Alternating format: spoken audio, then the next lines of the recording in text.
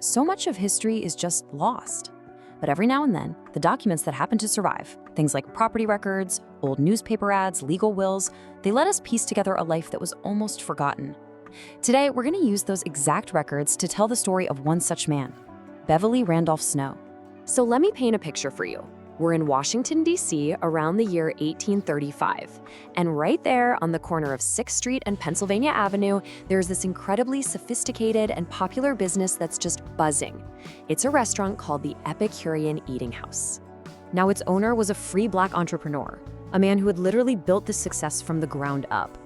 Which brings us to the central question, one that's actually documented in the city's own records. Why was his business, this beacon of Black excellence in the nation's capital, targeted and completely destroyed by a white mob? To answer that, we really have to start with the man himself.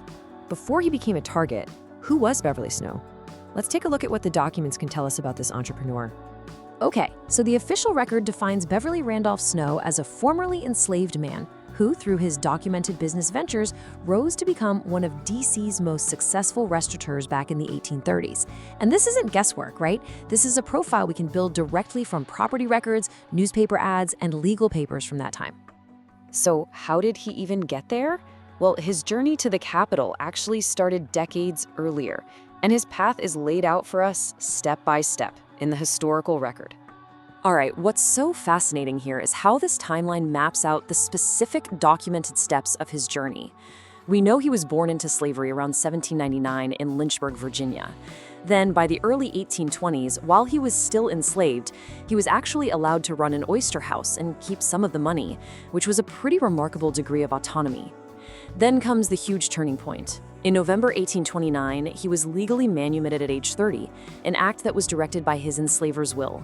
And very soon after that, around 1830, he and his wife, Julia, made the move to Washington, D.C., which seems to be a direct response to Virginia's increasingly harsh laws against free Black residents. So once he gets to Washington, Snow doesn't just find a job, he completely innovates. He very quickly establishes himself as what sources at the time were calling the national restaurateur. And this just perfectly shows his business smarts.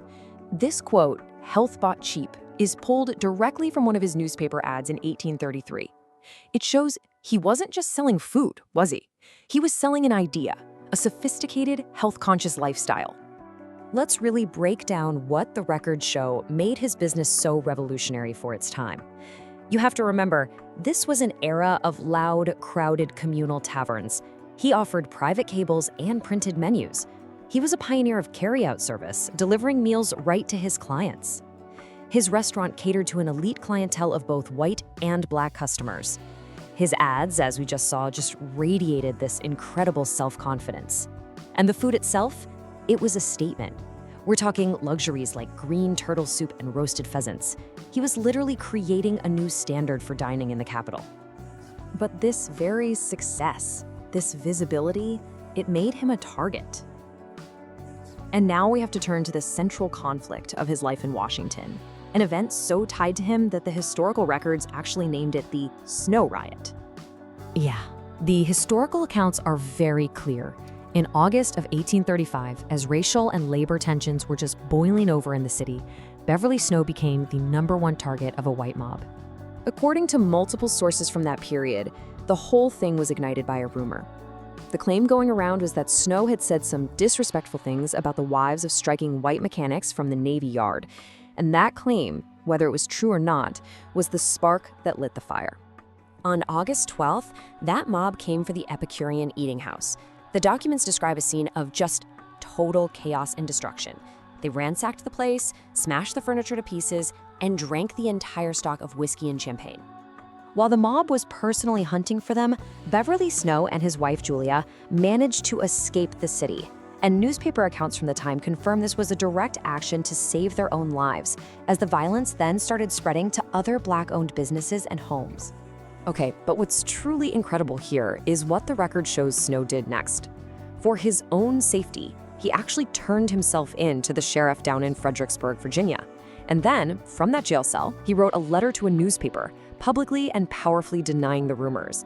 He was using the system, the channels available to him, to try and clear his own name and control his story. But the destruction of his business in DC, that was not the end of his story. Not even close. In fact, what the documents show next is just a powerful example of pure resilience. The next chapter of his life begins in a whole new city, Toronto. And this table right here, compiled from Canadian census and business records, it shows his incredible second act. He starts around 1836 with a coffee shop. Then in the 1840s, he opens the Epicurean Recess, you see that? A clear nod to his DC brand. Then came the Phoenix Saloon in 1848 and his final documented business, the Exchange Saloon in 1856. The man didn't just survive, he rebuilt an entire, successful career from nothing in a new country. And the final entry in his life's documentation is dated October 21st, 1856. Beverly Snow died a successful businessman in Toronto. He and his wife Julia are buried there in the Toronto necropolis, his final resting place a real testament to the new life that he built for himself. So, after all that, how is this remarkable life remembered? Well, the legacy that's documented in the historical record is pretty complex. It really unfolds in two different, almost opposing directions. On one side, you have the public aftermath of the riot. The event itself was named after him. That violence led directly to even harsher black codes in Washington, which stripped rights from all free African Americans. It just laid bare the deep, deep racial hostility in the Capitol. But then, you have Snow's personal, documented legacy.